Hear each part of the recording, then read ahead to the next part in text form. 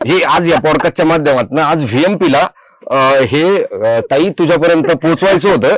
जर तू हा पॉडकास्ट बघत असेल किंवा जर ही रील तू बघत असशील तर नमस्कार मित्रांनो, आज आपल्या सोबत आहेत एक असं व्यक्तिमत्व, ज्या व्यक्तिमत्वाला महाराष्ट्रामध्ये असं तरी एकही तरुण तरुणी नसेल की जे आज या नावाला ओळखत नसेल. ज्या व्यक्तीला इंट्रोडक्शनची तर गरज नाहीये असं मला वाटतंय. प्रत्येक व्हिडिओची सुरुवात ही तुम्ही ऐकलीच असेल. तर व्हीएमपी लिहितोय, तर आज व्हीएमपी लिहितोय नाही तर आज व्हीएमपी बोलतोय. त्याची कथा, त्याची व्यथा, त्याचा प्रवास आज सांगण्यासाठी हा पॉडकास्ट तर याला म्हणू शकत नाही, जस्ट एक नॉर्मल चर्चा, एक नॉर्मल कन्व्हर्सेशन. तर व्हीएमपी स्वागत आहे तुझं आपल्या पॉडकास्ट मध्ये. तर आज मला आणि सगळ्या महाराष्ट्राला पडलेला एक साधा भोळा बावडा प्रश्न आहे, कुठून झाली सुरुवात ह्या व्हीएमपी लिहितोची आणि या प्रवासाची? तर व्हीएमपी लिहितो या प्रवासाची सुरुवात मी तुम्हाला सगळ्यांना सांगतो.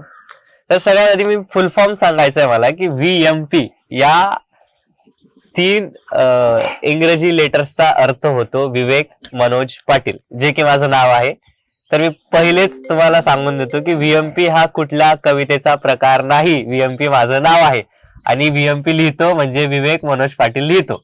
आणि याची सुरुवात अशी झाली सर की 22 नोव्हेंबर 2025 रोजी मी देवाकडे विनवण्या करत होतो की देवा, मला माझी विशिष्ट आयडेंटिटी पाहिजे, मी जगासमोर माझी काय ओळख मांडू, असं मी देवाला विनवण्या करत होतो.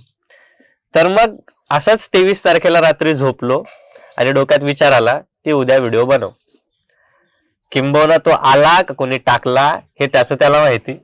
तर मग 24 तारखेला मी पहिला माझी रील शूट केली आणि मित्रांना जमा केलं. त्याआधीच मी रात्री नाव ठरवलेलं होतं की म्हटलं मला जर व्हिडिओ बनवायचा आहे तर माझं नाव फिक्स आहे व्हीएमपी. आणि तर व्हीएमपी काय करतोय, तो आधी लिहितोय मग लोकांसमोर मांडतोय. त्यामुळे मी प्रत्येक कवितेच्या सुरुवातीनंतर म्हणतो की तर व्हीएमपी लिहितो.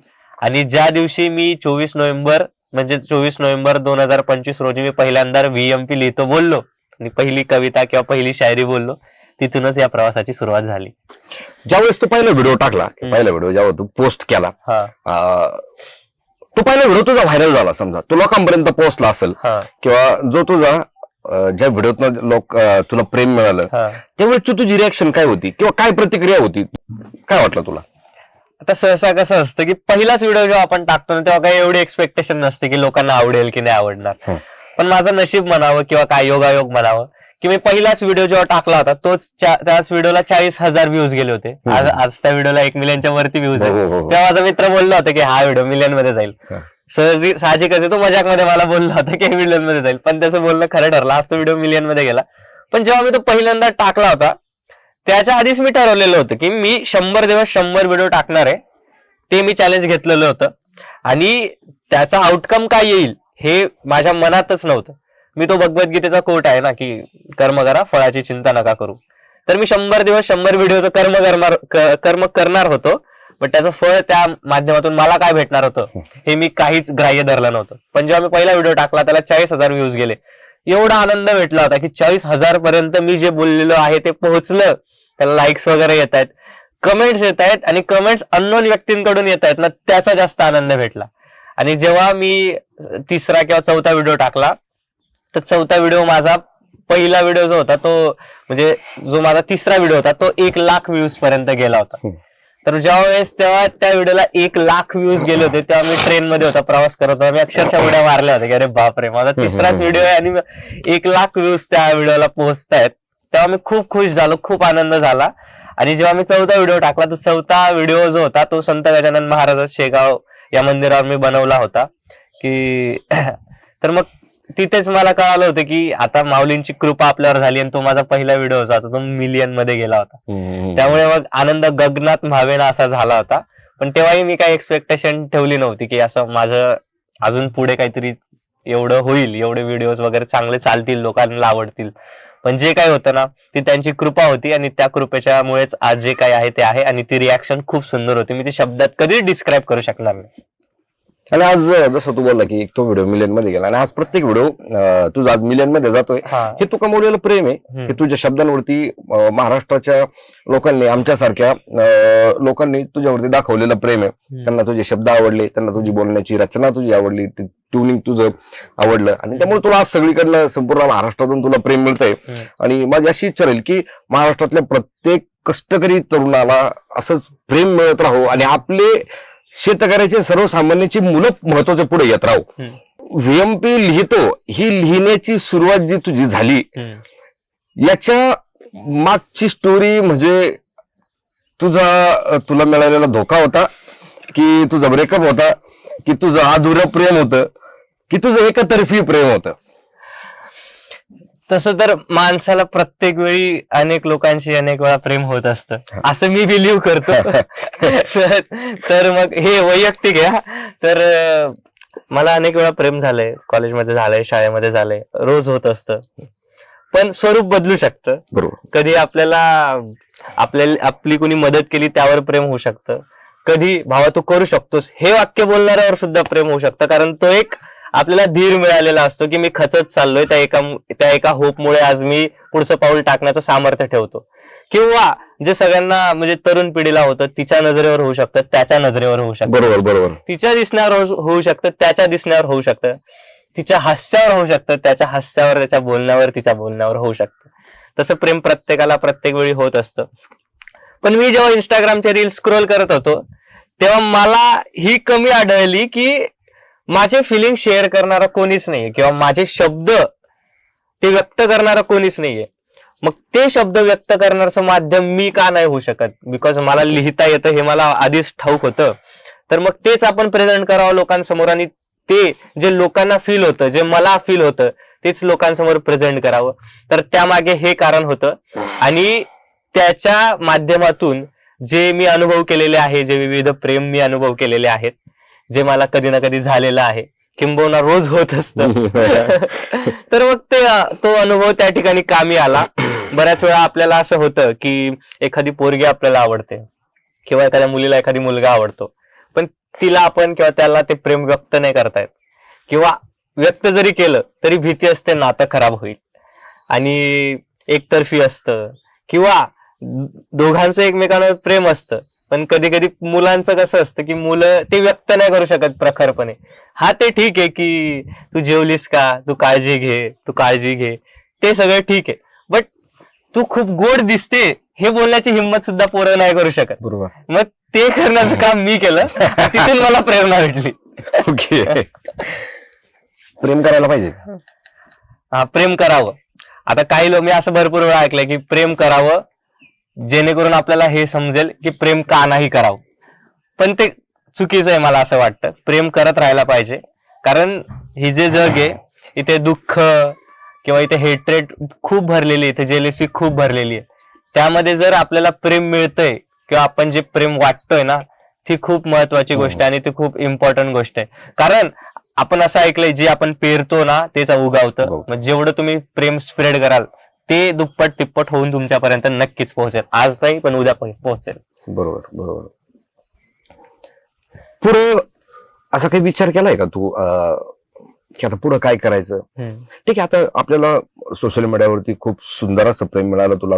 म्हणजे 4 महिन्यामध्ये जवळपास 7 लाख फॉलोअर्स, खूप मोठा माइलस्टोन आहे. जे तुझ्या मेहनतीला रंग मिळाला, मेहनतीमध्ये एक रंग भरला गेला.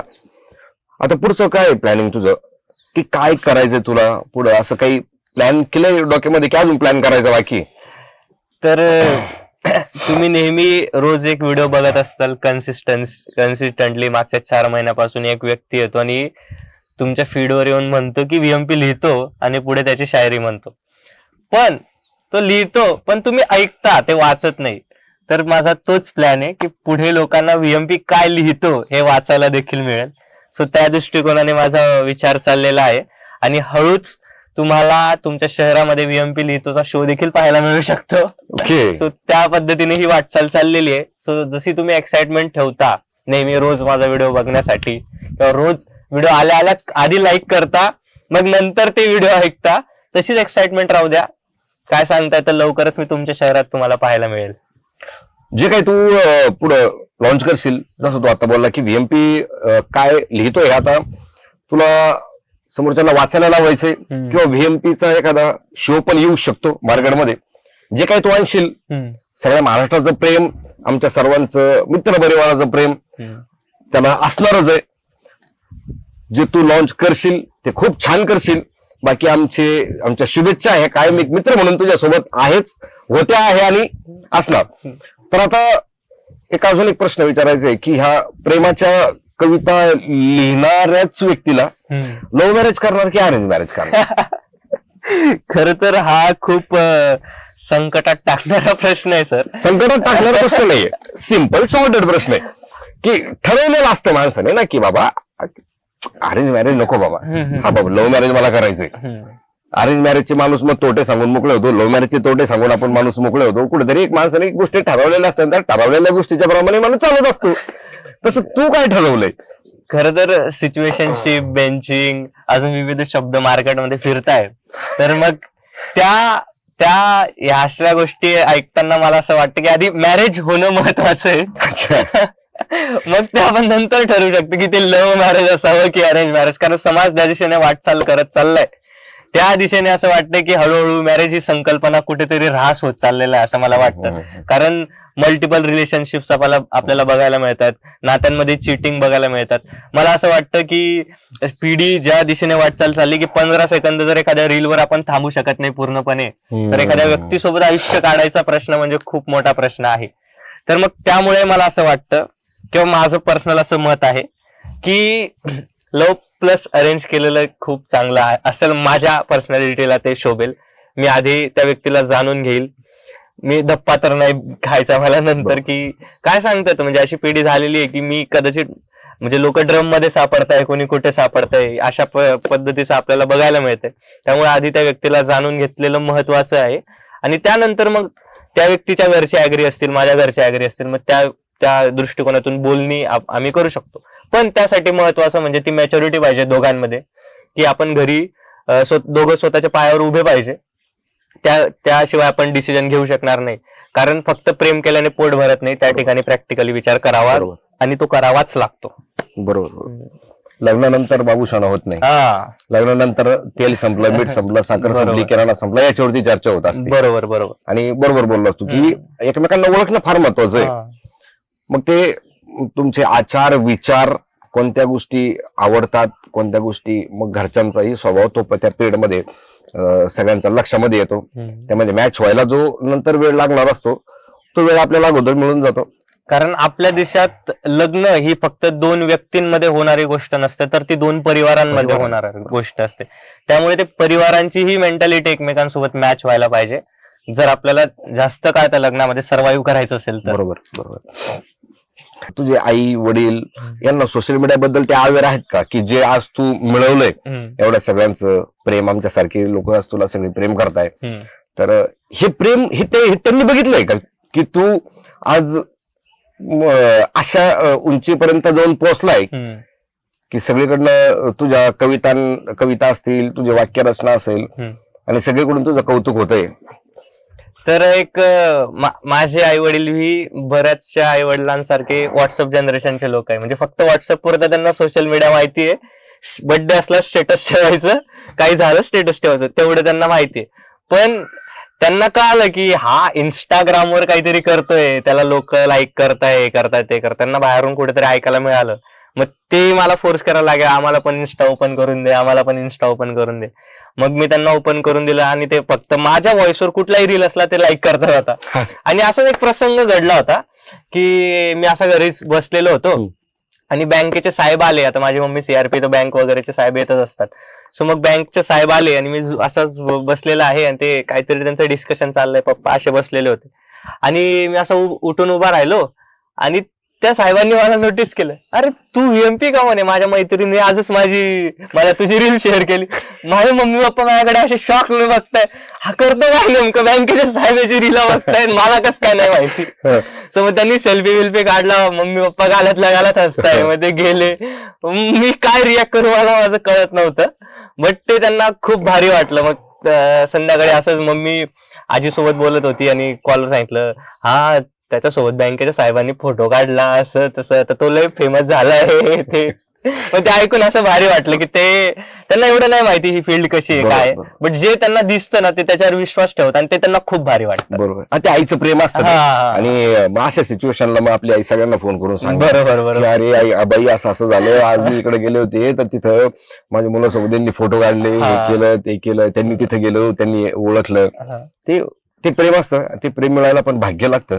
बरोबर. त्यांचेच म्हणजे काय असतं ना, आपल्याला बऱ्याच गोष्टी ना आपण म्हणतो की नशिबाने मिळाला, नशिबाने मिळाला, नशीब आपल्याला ते नशिबाने साथ दिली, माझं लक होतं. पण त्या लकच्या मागे ना आपल्या आई वडिलांचे कुठेतरी ना ते पॉझिटिव्ह एफर्ट्स असतात, ते इंटेन्शन्स असतात, का त्यांची पुण्याई असते जी आपल्याला नेहमी पाठीशी उभी असते. कारण ते जगात कुणीच नाही करत, पण ते आपला नेहमी सकारात्मक विचार करत असतात की माझं चांगलं व्हावं, आणि त्या सकारात्मक विचारांमुळेच तुमचं नशीब तुम्हाला साथ देत असतं असं मला वाटतं. बरोबर. काय वाटतं नशीब की मेहनत?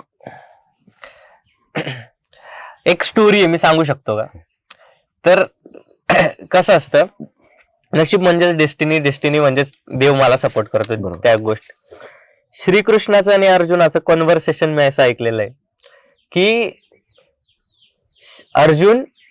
अर्जुन जेव्हा द्रौपदीला ते बाण मारण्यासाठी ती कॉम्पिटिशन्स असते बेसिकली, की वरती माशाच्या डोळ्यात म्हणजे खाली पाण्यात बघून माशाच्या डोळ्यात बाण मारायचा असतो.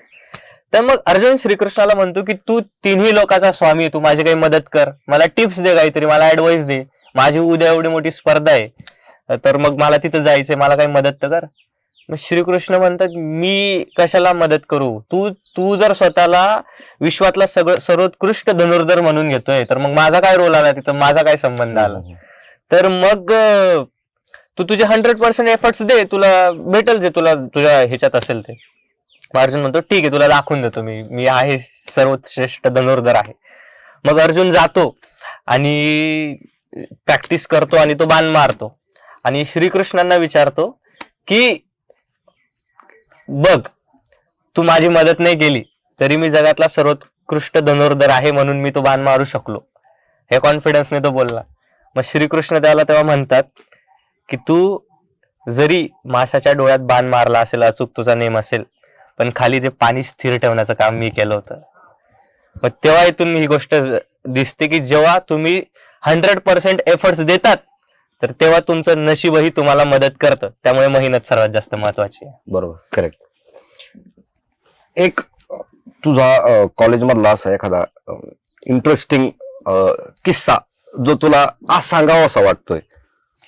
आज कॉलेजमध्ये असे भरपूर किस्से झालेले आहेत. त्यातला एक इंटरेस्टिंग सगळ्यात सुंदर जो तुला शेअर करावा वाटतोय? असंच एक मी अँकरिंग करत होतो कॉलेजमध्ये आणि तेव्हाच एक मी ठरवलं की म्हटलं एका व्यक्तीसाठी आपण फिश पॉन्ड असतं अननोन नावाने लिहायचं आणि तिथं टाकायचं, आणि ते मीच बोलणार होतो. मग मी त्या व्यक्तीला उभं केलं आणि बोललो की तुमच्यासाठी अननोन व्यक्तीने लिहिलेलं आहे. तर मग ती शायरी होती काहीतरी. मग ती व्यक्ती बोलली की तिला कळलंच नाही की ते मी लिहिलं होतं, कारण एवढं भारी तर मीच लिहू शकतो. मग ती त्या व्यक्तीला शोधते अजूनही कोण लिहिलंय, पण ते मीच लिहिलं होतं. अच्छा, तर हा मेसेज होता. बरोबर ना? हे आज या पॉडकास्टच्या माध्यमातून आज VMP ला हे ताई तुझ्यापर्यंत पोहोचवायचं होतं. जर तू हा पॉडकास्ट बघत असेल किंवा जर ही रील तू बघत असशील तर एकदा चलो तर